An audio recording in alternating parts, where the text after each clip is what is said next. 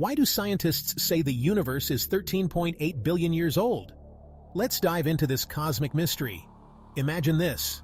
Our universe, the vast expanse of stars, planets, and galaxies, is 13.8 billion years old. That's older than dinosaurs, older than Earth itself. But how do we know this? Scientists use something called the cosmic microwave background, a faint glow left over from the Big Bang. By studying this ancient light, they can calculate the age of the universe. It's like a time machine showing us the baby pictures of the cosmos. And here's a fun fact.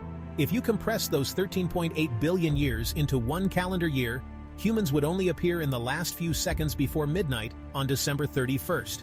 Mind-blowing, right? So next time you look up at the stars, remember, you're gazing at a universe that's 13.8 billion years old. And who knows what amazing discoveries are still out there, waiting to be found.